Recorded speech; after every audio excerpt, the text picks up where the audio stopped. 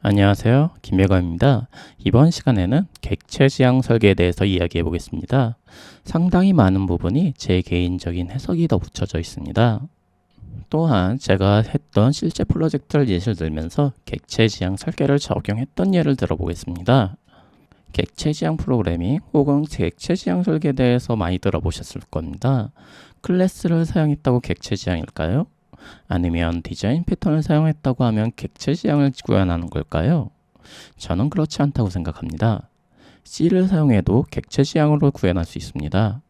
객체 지향은 언어나 도구에 따른 것이 아니라 개념적인 것이라고 생각하기 때문입니다. 객체 지향의 진정한 힘이 나오는 경우에는 현실 세상을 제대로 모델링해서 적용되었을 때 진짜 객체 지향의 유용성이 나옵니다.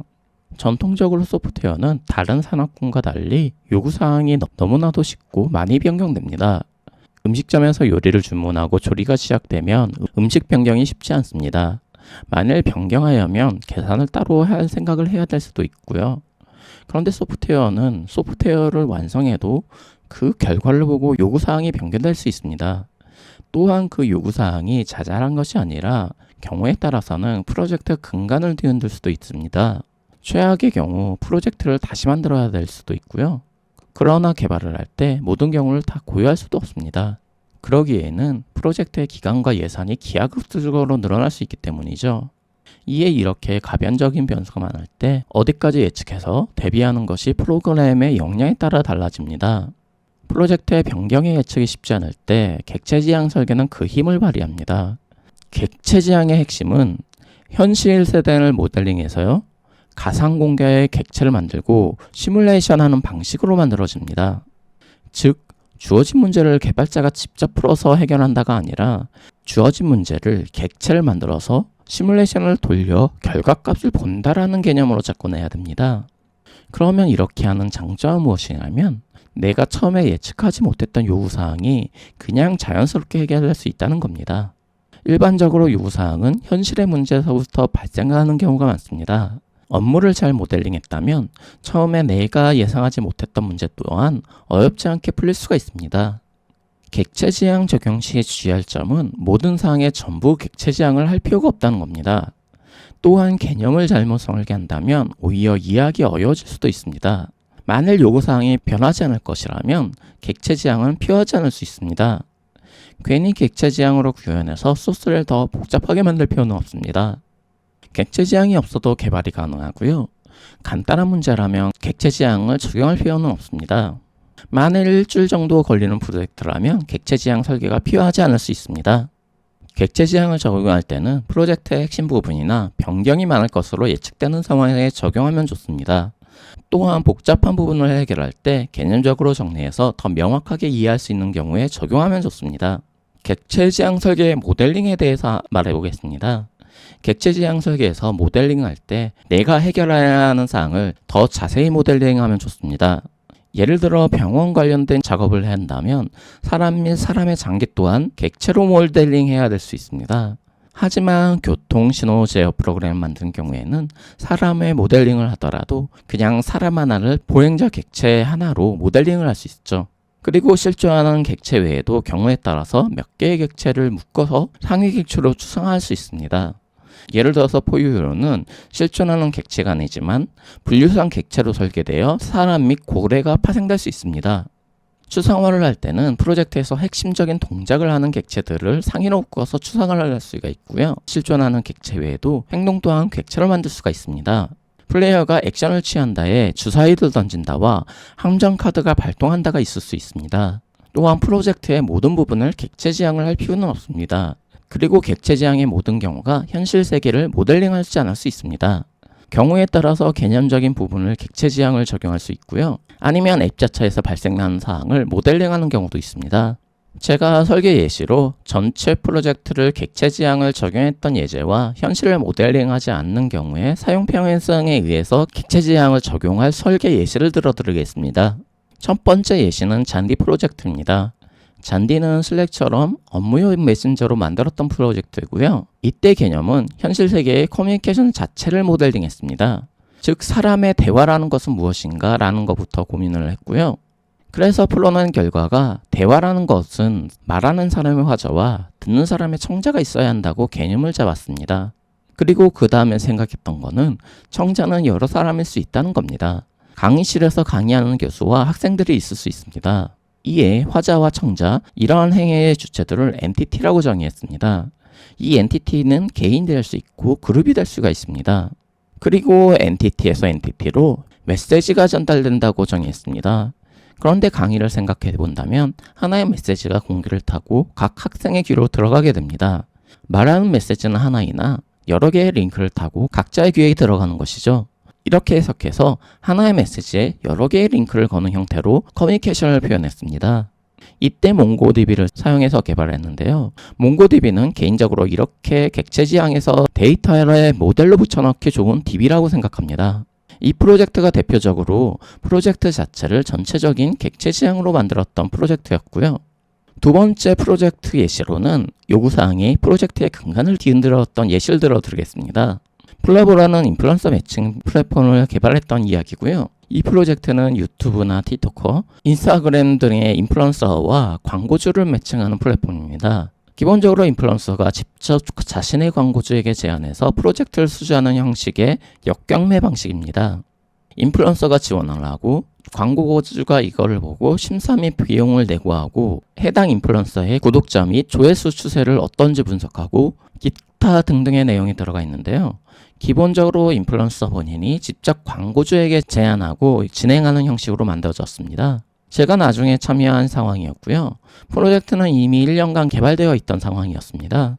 그런데 실제 릴리즈한다고 준비하는데 상당히 큰 변수가 생겼습니다. 주요 고객이 각 개인 인플루언서가 아니라 MCN 담당자로 여러 요구사항이 추가되었던 겁니다. 예를 들어서 인플루언서가 직접 광고주에게 제안을 하는 것이 아니라 MCN 담당자가 자신의 배정받은 인플루언서를 대행해서 지원하는 형식이 가장 강력한 요구사항이었습니다. 광고주와 인플루언서가 직접 대화할 수 없도록 해달라는 거죠.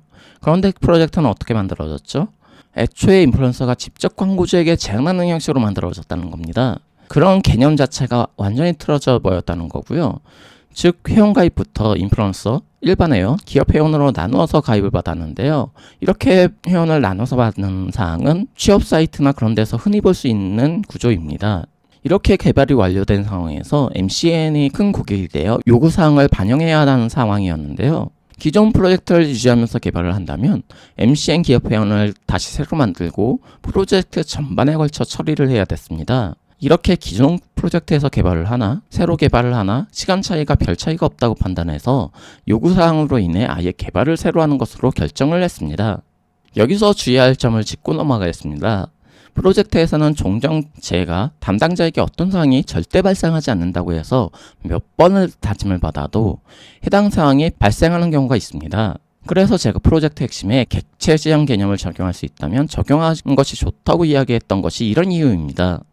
이렇게 해서 개발하지 않는다면 지금과 같이 그대로 사용하든지 심하면 재개발을 해야 될 수 있습니다. 제가 이때 도입한 개념이 배지 개념인데요. 해당 요구사항에서 가장 많은 영향을 미쳤던 것은 권한의 문제였었습니다. 이에 저는 명함을 모델링을 했고요. 현실 세계를 한번 관찰해 보겠습니다. 사람은 한 사람인데요. 하지만 내가 회사의 팀장이라면 회사에 가서 출입증으로 출입할 수도 있고요. 팀장에 맞는 권한을 행사할 수 있습니다. 그리고 건강을 위한 달리기 모임의 회원이라면 해당 모임에 가서 일반 회원의 역할을 할 수가 있고요. 그리고 한 가족의 가장이라 가정에 돌아와서는 설거지를 하고 음식물 쓰레기를 버려야 할 수도 있습니다. 하지만 모두 같은 사람이죠. 역할이 무엇을 바뀌어요? 그 사람이 가지고 있는 명함이 바뀌면 역할도 바뀐다고 생각했습니다. 이것을 배지라는 개념으로 객체화시킨 거고요. 그래서 배지에 의해 어떤 사람이 일반 회원일 수도 있고 인플루언서일 수도 있습니다. 아니면 MCN 지원일 수도 있고요. 혹은 광고주 회사의 팀장일 수도 있습니다. 그리고 각 개인이 모여 그룹을 만들 수 있다고 설계했고요. 이 그룹이 회사일 수도 있습니다. 그리고 다시 회사에서 파생되어 MCN이 됩니다. 즉 유저는 하나지만 이것을 배지를 통해서 인플루언서나 회사 직원 등 여러 개의 역할을 수행할 수 있습니다. 그리고 그 역할에 따라 권한도 부여가 되죠. 이렇게 아예 회원 자체를 다시 객체 지향 개념으로 정립해서 프로젝트를 새로 하나 만들었는데요. 그 어떤 기능이 자연스럽게 지원되었냐면 MCN이 광고주가 되어서 광고를 한다든지 인플루언서가 모여 새로운 인플루언서 그룹이 되는 기능, 그리고 기업은 인사이동을 할 수가 있는데요. 인사이동 후 담당자가 변경되면서 담당의 업무가 넘어갈 수 있는 기능 등을 자연스럽게 지원할 수 있게 되었습니다. 또한 구글처럼 로그인 후 다른 배지로 전환해서 로그아웃 없이 역할을 변경할 수 있게 되었고요. 지금 말했던 기능들이 배지라는 개념의 권한을 모델링할 때 생각하지 못했던 기능들이었습니다. 하지만 처음에 제가 예측하지 못했던 기능이라도 객체 지향 모델링이 잘 되었다면 기능이 스무스하게 지원될 수 있는 바탕이 되는 거죠. 이렇게 객체 지향이 가장 강력한 장점은 현실 세계를 정확히 모델링한다면 내가 예측하지 못했던 기능까지 지원한다고 생각합니다. 하지만 모든 상황에서 현실 세계를 모델링하는 것은 아닙니다. 어떤 상황에서는 현실 세계가 아니라 앱에서만 일어나는 일이 있을 수 있고요. 또한 예측이 되며 반복적인 작업에서 적용될 경우도 있습니다. 이번에는 이런 예시를 하나 들어드리겠습니다. 제가 예전에 조금 짜증이 났던 사항이 푸시 노티피케이션 설정이었습니다. 커뮤니티 기능이었는데요. 이유는 설정하는 사항이 종종 추가된다는 것이었습니다. 이게 또 개별 옵션으로 따로 빼주어야 되는데요. 종류가 10가지가 훌쩍 넘습니다. 자신에게 멘션이 오면 푸시 노티피케이션을 받을 거냐 말 거냐, 댓글이 달리면 노티피케이션을 오게 할 거냐, 댓글이 달리면 오게 할 거냐, 시스템 메시지는 어떻게 처리할 거냐 등등이 있는데요. 물론 전체 온오프 기능도 있고요. 이게 또 문제는 어떤 기능이 추가될지 모른다는 겁니다. 그리고 하는 일은 데이터베이스에서 개인 옵션 필드에서 온오프를 살펴보고 해당 상황에서 해당 설정이 온이면 그 사람에게 노티피케이션을 보내는 작업입니다. 노티피케이션의 우선순위도 존재하고요. 여러 개의 푸시가 동시에 발생하면 가장 우선순위가 높은 하나의 푸시만 발송해야 됩니다. 처음에는 그냥 만들었는데요. 이게 반복되니 그때마다 작업을 추가하는 부분이 상당히 많아졌습니다. 이에 팩토리 패턴 및 체인 리스폰스 등 여러 몇 가지 패턴을 사용해서 모듈을 만들었는데요. 그 결과 옵션이 하나 추가될 때 한 페이지가 되지 않는 몇십 라인만 추가해서 푸시 노티피케이션이 적용되게 만들었습니다. 지금은 이 코드의 일부 사항이고요. 자바스크립트로 만든 사항이고요. 외부 인터페이스 부분은 실제 데이터를 만들 때 어떤 함수를 호출할지 알려주는 역할을 합니다. 이게 각 모듈마다 받는 파라미터가 다르거든요. 그리고 이렇게 데이터를 만드는 함수는 클라이언트의 푸시 노티피케이션으로 보내는 데이터와 사용자에게 알림 메시지를 만들 때 사용됩니다. 그리고 어떤 푸시 노티피케이션 타입인지 기술을 하고 있고요. 이런 타입을 바탕으로 푸시 노티피케이션 우선순위를 다르게 만들 수가 있습니다. DB 노티피케이션 옵션 컬럼은 데이터베이스에서 어떤 옵션 값을 참고해서 사용자 개인정보를 가져오는지를 기술하고 있습니다. get 푸시 노티피케이션 메시지는 푸시 노티피케이션에서 디바이스 전송할 푸시 노티피케이션 데이터를 구성하는데요. get 푸시 노티피케이션 메시지 함수에서는 사용자에게 전송할 노티피케이션 메시지를 구성하고 있습니다. 노티 데이터는 외부 인터페이스에서 만든 데이터가 전달되어 옵니다. get 푸시 노티피케이션 데이터는 푸시 노티피케이션에서 디바이스에 전송할 푸시 노티피케이션 데이터를 구성하는데요. 여기서는 외부 데이터에서 만든 노티피케이션 데이터 일부를 사용하고 있습니다. 이 정도만 기술에 두면 해당 데이터의 모듈 타입을 보고 우선순위를 조정하고요. 각 사용자별 노티피케이션 옵션을 보고 메시지를 구성해서 전송하는 역할까지 수행합니다. 20라인 정도의 모듈 구성으로 내 글이 댓글이 달릴 때 노티피케이션을 전송하는 기능이 추가된 모습입니다. 짜증나고 귀찮은 기능을 간단하게 풀어버리고 있죠. 이번 시간에는 객체 지향 설계에 대해서 한번 이야기해 보겠습니다. 객체 지향 문제를 풀 때는 일반 문제를 풀 때처럼 개발자가 직접 문제를 해결하는 것이 아닙니다. 현실 세계를 모델링해서 객체를 정의하고 만들어서 시뮬레이션을 돌리는 겁니다. 그리고 이 결과값이 기대값과 같은지를 보는 것이 객체 지향 개발을 할 때 가장 큰 장점을 활용하는 겁니다. 이렇게 하는 이유는 보통 요구사항이 발생하는 경우는 현실의 세계에서 어떤 문제가 발생할 경우고요. 이때 모델링이 제대로 되었다면 내가 예측하지 못했던 문제가 발생했을 때 자연스럽게 해당 기능이 지원되게 할 수 있습니다. 하지만 모든 경우가 현실 세계를 모델링하는 것은 아니고요. 객체 지향을 적용하는데 추천한 상황은 프로젝트의 핵심 기능이거나 복잡한 문제이거나 어떤 문제가 계속 반복적으로 발생하고 이런 상황을 좀 더 편하게 기능을 추가하고 싶을 때 적용을 고려할 수 있습니다. 이때 주의할 점은 객체 지향을 정해서 오히려 개념이 더 복잡해지면 잘못된 설계할 수 있습니다. 객체 지향을 잘못 적용하면 스파게티 코드가 되거나 더 어려워질 수도 있는데요. 이런 사항에 대해서 주의해야 됩니다. 감사합니다.